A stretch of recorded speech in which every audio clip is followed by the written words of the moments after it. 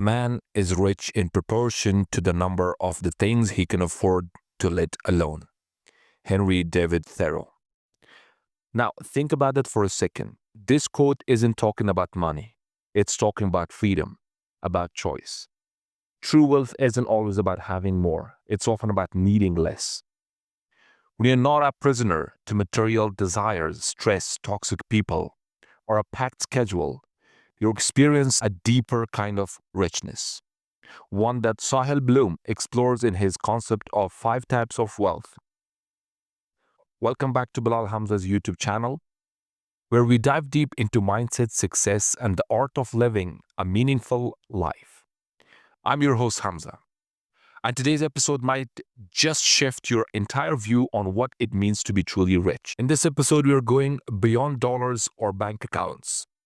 We are exploring the real assets of life: your time, your health, your relationships, your peace of mind, and yes, your financial well being too. Let's dive into this powerful framework that will help you build a life that feels not just successful, but truly wealthy. In the beginning, rethinking wealth. Sahil Bloom starts by challenging the traditional idea of wealth. Most people think of wealth as money, assets, material possessions, but in truth, money is just one part of the puzzle. What about your peace of mind, your health, your relationships, your time?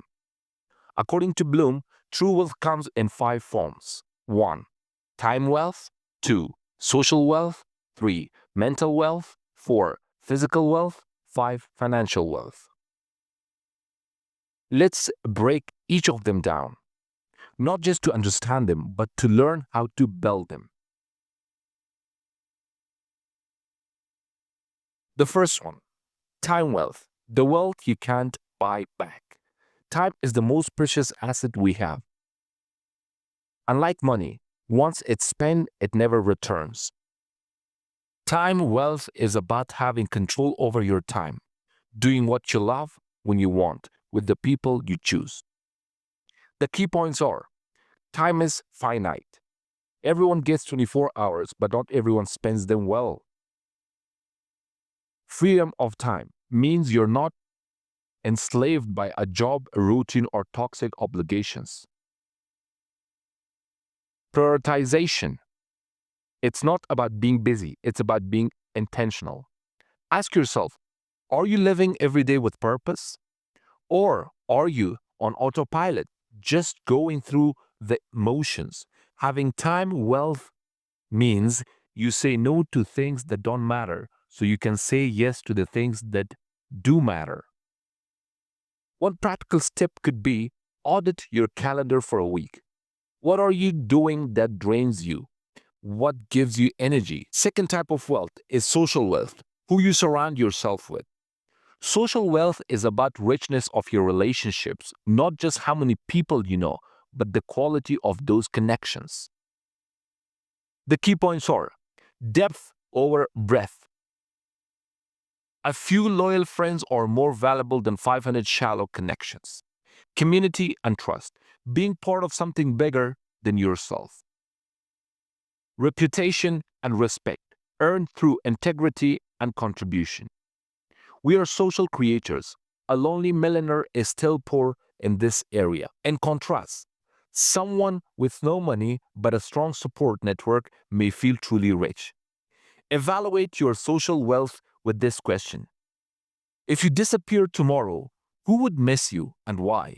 If the answer isn't clear, it's time to nurture relationships, not just network.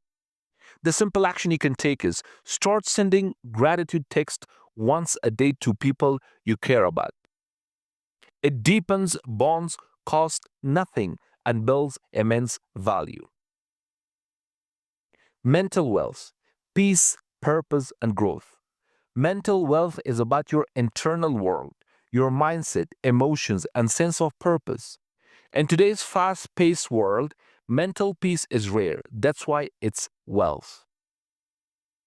And the key points are: purpose, having clarity on why you wake up every day; peace, reducing anxiety, overthinking, and comparison; growth, always learning, challenging your mind, and expanding perspective; Mental wealth is when you are calm, curious, and confident. It's the ability to handle stress, learn from failure, and move forward with clarity. And remember, even if you have all the money in the world, if your mind is chaotic, you're broke. That's why meditation, journaling, and reading aren't luxury habits, they are necessities. Try this. Each morning, write down one thing you're grateful for, one goal for the day, and one limiting belief you're letting go. That's how you start compounding mental wealth. Next is physical wealth, your energy and strength. Without health, nothing else matters. Physical wealth is about taking care of your body so you can show up fully in every part of life. Energy over aesthetics. It's not about six pack abs, it's about how well you feel and function. Daily movement, clean food, and quality sleep are non negotiable. Health is the foundation. You can't pour from an empty cup. Your body is your vehicle. If you don't maintain it, your journey will be limited. Physical wealth also means resilience, being able to recover, adapt, and stay strong through stress or illness. Start small. 20 minutes of walking, 2 liters of water, and 7 hours of sleep daily puts you ahead of 90% of people. Another wealth is financial wealth, stability, and freedom. Last but not least, we have financial wealth, the one most people chase without realizing it's just a part of the whole. First, key point: earning. Build skills that add real value. Saving and investment. Use money as a tool, not a goal. Freedom. Use money to buy back your time, support your health, and nurture relationships.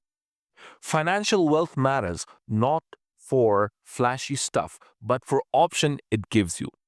It lets you live by design, not by default. But remember, don't trade all the other wealths just to increase this one. A quick action tip could be track every expense for 30 days. You'll be shocked where your money is going and inspired to align it better with your values. Balance connecting all five wealths. The truth is, these five wealths are interconnected. Neglecting one hurts the others. They are like five fingers.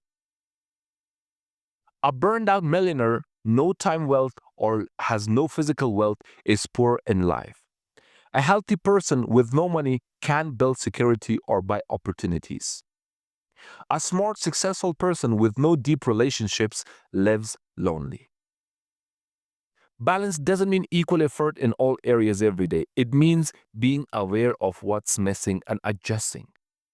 That's how you create real, lasting success. So, the practical takeaways that we could get from this book is that build your wealth portfolio. So, how do you design applying this in real life? Here, I'm going to give you a roadmap. First, self audit. Score yourself from 1 to 10 in each wealth area. 2. Choose one weak area to focus on for the next 30 days. 3. Set small habits, daily rituals that build that type of wealth. 4. Reflect weekly. What improved? What still needs work? Wealth is built slowly, one intentional decision at a time. Sahil Bloom's 5 types of wealth is more than a framework, it's a philosophy. When you redefine wealth beyond money, you start designing a life that's truly abundant. In time, in peace, in purpose, in love, and yes, in money too. So, thank you for tuning into Bilal Hamza's YouTube channel. If this episode resonated with you, share with one person who is chasing the wrong kind of wealth. And remember, the richest life is the one aligned with your values. Stay real, stay strong, stay consistent, stay disciplined, and stay focused. Peace and love, Hamza.